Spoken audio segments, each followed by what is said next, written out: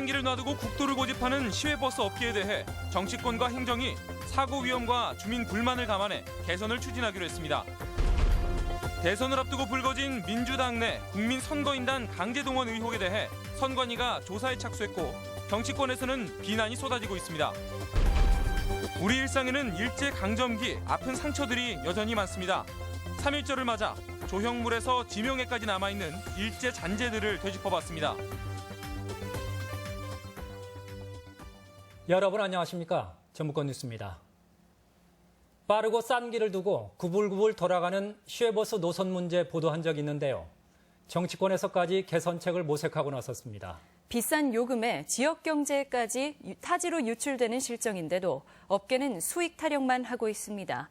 유룡 기자의 보도입니다.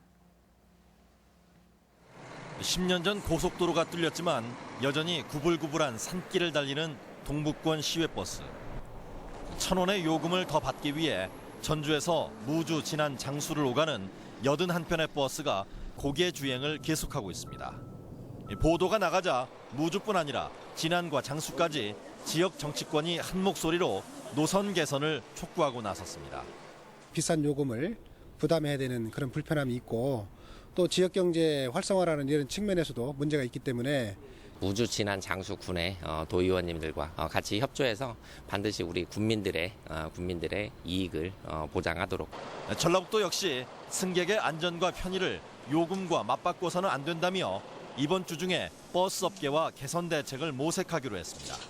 운임이 전략되고 또 안전도가 높아지기 때문에 운수업체와 적극적으로 협의해서 버스 업계는 연간 5억 원의 손실이 불을 보듯 뻔하다며 노선과 요금 개선에 여전히 난색을 표시하고 있습니다.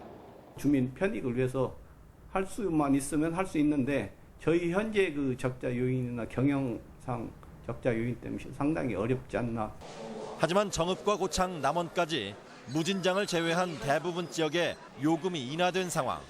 개선을 마다할 명분이 없는 것은 사실입니다. 특히 무주 지역은 요금이 저렴한 대전권으로 지역 경제 유출이 날로 심각해지고 있어 요금 인하는 더 이상 늦출 수 없는 과제가 되고 있습니다. MBC 뉴스 유용입니다. 민주당의 선거인단 강제 동원 의혹에 전라북도 선거관리위원회가 조사에 착수했습니다. 정치권에서도 동원 선거의 구태가 드러났다며 민주당을 비난하고 있습니다. 이종휴 기자가 보도합니다. 직원들의 문자 대화방을 통해 민주당 선거인단을 동원한 것으로 드러난 군산 컨츄리클럽. 민주당 선거인단으로 등록하라며 문자를 통해 지시가 이루어지고 등록 인증번호까지 보내라며 참여를 압박했습니다. 이에 대해 선관위가 조사에 나섰습니다. 전북 선관위는 선거인단 동원 자체가 선거법에 위반되는지 그리고 강제성이 있었다면 형법상 강요나 업무방해인지 등에 대해 조사를 벌일 방침입니다. 민주당 전북도당은 모집 과정에 일부 강제성이 있었는지에 대해서는 확인하겠다고만 밝혔습니다. 도당이나 지구당의 선거인단 최대한 달라는 요구가 오니까 저부터도 최대한 이 사람들이나 선거인단 좀 받아라 해달라. 이에 대해 국민의당 측은 전형적인 구태라고 강력 비난했습니다. 국민의당 전북도당은 민주당 경선이 당내 인사들 간의 충성 경쟁 속에 조직적 동원과 세몰이 형태로 이루어지고 있다며 논평을 내 비난했습니다.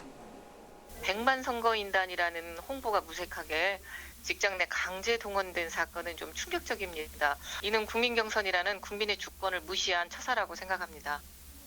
민주당은 100만 명을 넘은 선거인단 자랑에 급급하지만 흥행을 위해 강제 동원도 불사하겠다는 행태를 보는 도민들의 시선이 곱지 않습니다. MBC 뉴스 이종유입니다. 한동안 잠잠했던 조류 인플루엔자 AI가 지난 주말 고창 오리농장에서 발생한 데 이어 어제 익산의 하림 직영 농장과 오늘 군산 6개 농가에서도 바이러스가 잇따라 검출됐습니다. 이처럼 AI가 다시 확산 움직임을 보이자 정부는 내일까지 가축 이동 중지 명령을 내렸고 전라북도 역시 AI 추가 발생에 대비해 예찰을 강화하고 있습니다. 공영 주차장이나 문화체육시설 등을 무료로 이용할 수 있는 방법 알고 계신가요? 전주에서만 6천여 명이 선행을 하면서 작지만 다양한 혜택까지 누리고 있습니다. 이경희 기자가 보도합니다. 보육원에서 자란 뒤 성인이 된 아이가 묵게 될 자립생활관. 한 봉사단체 회원들이 집안을 정리하고 기증받은 물품을 채워 넣습니다. 일주일에 3번씩 영아원과 어르신 반찬 봉사 등을 하는 이 단체 회원들은 꾸준한 봉사로 시에서 자원봉사증을 발급받았습니다. 이 증에 봉사 1시간당 120점씩 마일리지가 쌓이는데 다양한 곳에서 사용이 가능합니다. 아이들 데리고 동물원을 가거나 할 때 저희가 일반적인 차로 다 개인차로 움직이기 때문에요. 그래서 공용주차장 같은 경우는 이용을 무료로 할 수 있어서 편한 점이 아무래도 더 많죠. 전주시가 지난 2013년에 전국에서 처음으로 도입한 자원봉사 마일리지 제도. 자원봉사증을 발급받은 사람들을 대상으로 적립금을 지급하는데 벌써 6천 명의 시민들이 사용하고 있습니다. 전주시가 운영하는 박물관이나 문화, 체육시설을 무료나 할인받아 입장할 수 있고 등초본 등 각종 민원 서류를 뗄 때 수수료로 차감할 수도 있습니다. 작은 보상이지만 봉사자분들의 그 큰 역할에 비해서는 작은 보상이지만 거기에 보답하고자 마련된 제도입니다. 전주시에 등록된 자원봉사자 수는 17만 명. 전주시는 나눔과 봉사가 더욱 활성화되도록 앞으로 마일리지 사용처를 확대해 나간다는 방침입니다. MBC 뉴스 이경입니다. 20세 이하 월드컵과 세계 태권도 선수권 등 굵직한 국제 행사가 올해 도내에서 열립니다. 때맞춰 전북 관광의 해가 선포돼 관광객 3,500만 명 유치 활동이 시작됐습니다. 박찬익 기자의 보도입니다. 전라북도가 국내외 관광업계 관계자들과 언론들을 초청한 자리에서 전북 방문의 해를 선포했습니다. 올해는 특히 20세 이하 월드컵과 세계 태권도 선수권 대회가 전주와 무주에서 각각 개최돼 국내외 관광객들이 여느 해보다 많이 몰릴 것으로 기대하고 있습니다. 전라북도가 목표를 세운 관광객 수는 3,500만 명, 지난해보다 500만 명이 더 많은 수치입니다. 목표 달성을 위해 카드 한 장으로 도내 주요 관광지를 마음껏 둘러볼 수 있는 투어 패스가 이달 중순 출시했습니다. 또 출향민들을 상대로 고향 방문의 날을 운영하고 중화권 단체 관광객과 맞춤형 수학여행을 집중 유치하는 등 30개 실행 과제를 추진할 계획입니다. 체계적이고 매우 유익한 그런 프로그램들을 많이 만들고 또 관광 기반 시설도 확실하게 챙겨서 야심차게 닷을 올린 전북 관광에 전통 문화와 자연 풍광이 어우러진 전라북도의 풍부한 관광 자원이 지역 경제에 신바람을 몰고 올 원년이 될 수 있기를 기대해 봅니다. MBC 뉴스 박찬익입니다. 오늘 오후 3시 반쯤 완주군 삼례읍 호남고속도로 하행선 삼례 나들목 부근에서 25톤 화물차 등 차량 석 대가 잇따라 추돌해 40대 화물차 운전자가 숨지고 49살 남호 씨 등 2명이 다쳤습니다. 이 사고로 화물차에 실려 있던 유리가 도로에 쏟아지면서 일대 고속도로가 제속도를 내지 못하는 등 3시간 넘게 혼잡을 빚었습니다. 내일이 3.1 독립운동 98주년인데 일제 식민 통치의 잔재는 아직도 여전합니다.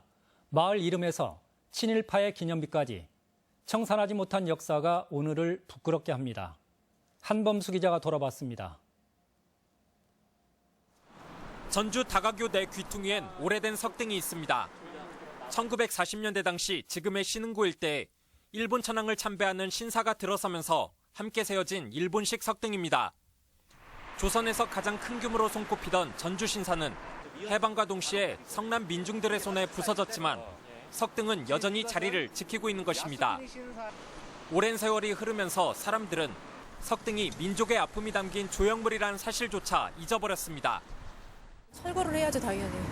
이제까지 몰랐어요. 그냥 다가교의 그냥 일부라고만 생각을 했지. 관공서와 학교, 아파트 정원에서 쉽게 눈에 띄는 일본산 가이즈카 향나무도 일본 통치의 흔적 가운데 하나입니다.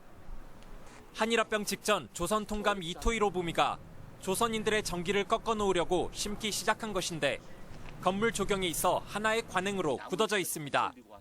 일본의 통치 질서, 그 정당성이 내재되어 있는 나무이기 때문에 반드시 수종 개량이 필요한 나무라고 생각을 합니다. 일제 잔재는 지명에서 더 많습니다. 과거 일본인이 소유한 대농장이 있었던 전주 동산동 일대. 일제 강점기 당시 군수업체 미쓰비시사 총수의 호를 따 동산동으로 불리게 됐는데 아직까지도 지명은 바뀌지 않고 있습니다. 친일파 박기순의 행적을 미화한 전주 덕진공원 내 비석도 철거되지 않고 있는 등 일제 잔재는 여전히 우리가 지워나갈 과제로 남아 있습니다. MBC 뉴스 한범수입니다.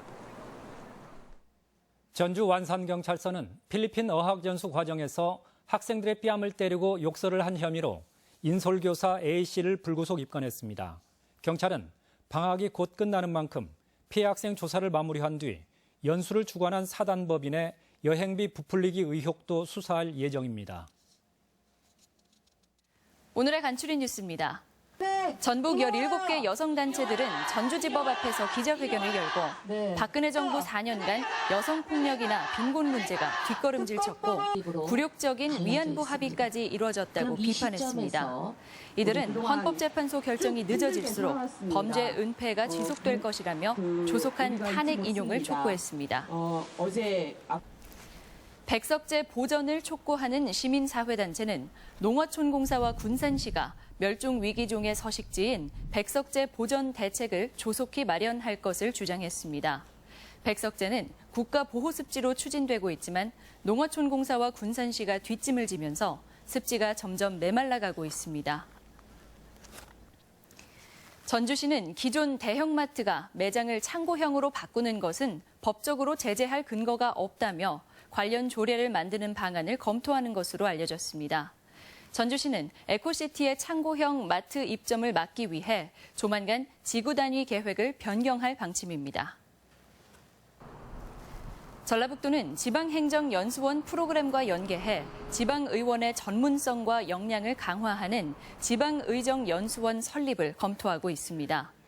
지방의정연수원이 설립되면 전국의 지방의원과 의회 공무원 9천여 명이 혁신도시를 찾게 돼 지역경제의 보탬이 될 전망입니다. 간추린 뉴스였습니다. 전교조 전북지부는 합격생 바꿔치기 논란과 관련해 전라북도 교육청이 당초 오늘로 예정된 해당 김제지평선 중고등학교 교장 정년 퇴임에 맞춰 감사 결과 발표를 늦춘 것 아니냐는 의혹을 제기했습니다. 전교조는 전주 MBC 보도로 부정입학 문제가 제기된 지 2달이 훨씬 넘었다며 징계를 실제로 이행하도록 철저한 사후 관리를 강조했습니다. 군산해양경비안전선은 선박 매몰죄와 업무상 과실치사 혐의로 선장 50살 최모 씨를 입건했습니다. 최 씨는 어제 새벽 5시 반쯤 군산시 옥도면 연도항에서 9.7톤급 어선을 탱크 한쪽에만 기름을 채워 배가 기울어진 상태로 무리하게 출항했다 사고를 낸 혐의를 받고 있습니다. 도내 대다수 학교에 내진 보강이 시급한 것으로 드러났습니다. 전북교육청에 따르면 도내 내진 보강 대상 학교는 2,400여 동으로 이 가운데 보강이 끝난 곳은 17%인 430여 동에 불과했습니다.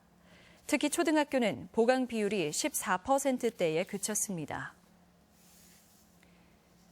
도내 자치단체도 정부의 문화도시 지정에 적극적인 대응이 필요하다는 의견이 제시됐습니다. 전북연구원은 정부가 지역문화진흥법을 제정해 문화도시 지정에 나설 예정이라며 전주와 남원, 군산, 익산시 등은 문화도시 지정에 대비해야 한다고 밝혔습니다. 문화도시는 광주가 유일하며 문화도시로 지정되면 각종 문화사업에 5년간 최대 200억 원을 지원받을 수 있습니다. 장난감을 빌릴 수 있는 도서관이 혁신도시의 문을 열었습니다. 완주군 이서혁신도시 LH 10단지 내에 위치한 장난감 도서관은 300여 점을 구비했습니다. 전북권 뉴스였습니다.